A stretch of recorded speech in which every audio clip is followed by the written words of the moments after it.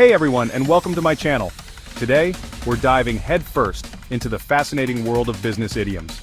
We're going to demystify 12 common business idioms that you're likely to hear around the workplace. Let's get started. Imagine you're in a meeting, and your boss asks you to summarize the results of a big project. Instead of a long explanation, you could say, to put it in a nutshell, the project was a huge success. It's about taking a complex idea and compressing it into a tiny, digestible soundbite. So next time you need to summarize something quickly and effectively, remember the power of the nutshell. Nobody likes it when meetings drag on and on. That's where getting straight to the point comes in handy. It's about valuing everyone's time and getting to the heart of the matter efficiently. You can still be polite and respectful while also being direct. Being direct shows that you value the other person's time and attention. So next time you're in a meeting, don't be afraid to say, let's get straight to the point. The office grapevine. It's like the invisible network of information that spreads faster than the internet. It's that whisper in the hallway, that knowing glance over coffee, that piece of juicy gossip. Remember, information from the grapevine should always be taken with a grain of salt.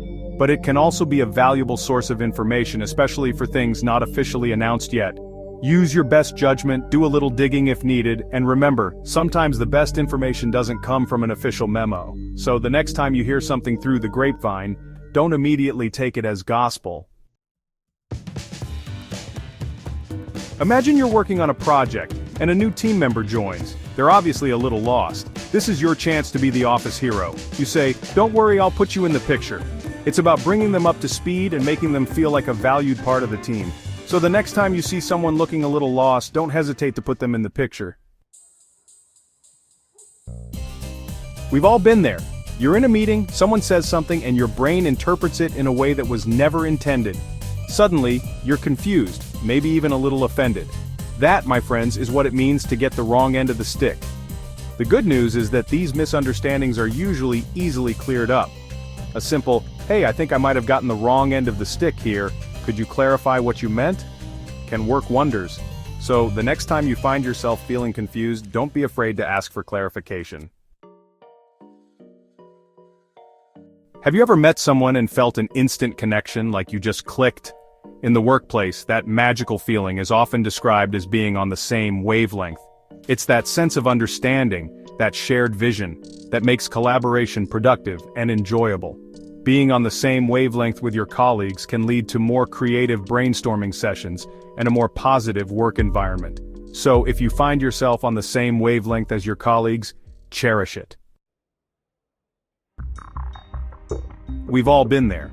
You're staring at a confusing spreadsheet or report, and it feels like your brain is trying to decipher hieroglyphics. That's the feeling of not being able to make head nor tail of something. The key here is to not panic.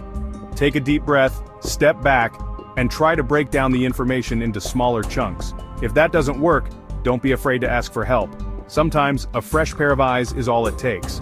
So, the next time you're feeling lost in a sea of jargon, remember it's okay to ask for directions. Imagine this. You're in a meeting, discussing a new marketing campaign. The room is buzzing with ideas and everyone seems to be on the same page. Or so you think. You're talking about target demographics, diving deep into the specifics of who your audience is and what they want. Meanwhile, your colleague is focused on budget allocations, meticulously planning how every dollar will be spent. Suddenly you realize there's a disconnect. You're not actually talking about the same thing at all. That's what it means to talk at cross purposes. This often happens when there's a lack of clarity or shared understanding from the get-go. Miscommunication can lead to frustration and wasted time. The important thing is to recognize when it's happening and to course correct quickly. Pause the conversation, take a step back, clarify what each person is trying to say, and ensure that everyone is aligned on the objectives and key points. Make sure everyone is on the same page before moving forward. This alignment is crucial for effective teamwork and successful outcomes. Communication is a two-way street. It's not just about getting your point across. It's also about listening to and understanding the other person's perspective. This mutual understanding fosters collaboration. So next time you're in a meeting, remember, clear, effective communication is key. Listen actively, speak clearly, and always ensure mutual understanding. Picture this. You need to tell your coworker that their constant whistling is a bit distracting. It's been going on for weeks, and every time they start, you feel your concentration slipping away. You know you need to address it, but you're not sure how. But instead of just coming out and saying it, you start talking about the weather, the traffic, anything but the whistling. You might even compliment their choice of music, hoping they'll get the hint. Yet, the whistling continues, and your frustration grows. Congratulations, you're officially beating around the bush. This phrase means you're avoiding the main topic and not addressing the issue directly.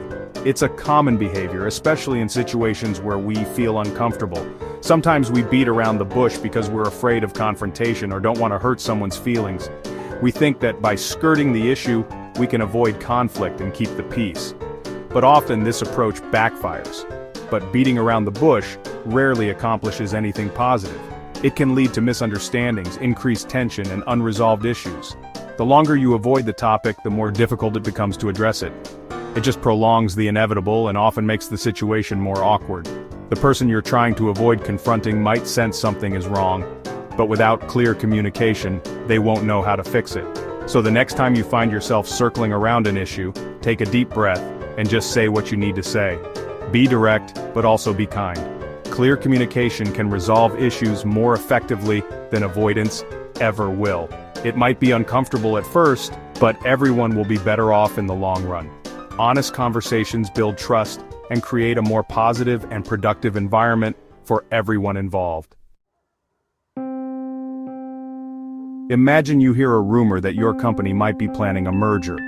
You could spend hours speculating, or you could go straight to the source and say, "Hey, I heard this rumor, is there any truth to it?" That's what it means to get it straight from the horse's mouth. It's about going directly to the source of information and getting the unfiltered truth. If it's something important, it's always best to get your information from the most reliable source possible. So the next time you're faced with a juicy piece of gossip, remember to go straight to the source. Have you ever tried to explain something to someone and no matter how hard you try, it's like their brain has erected an impenetrable barrier?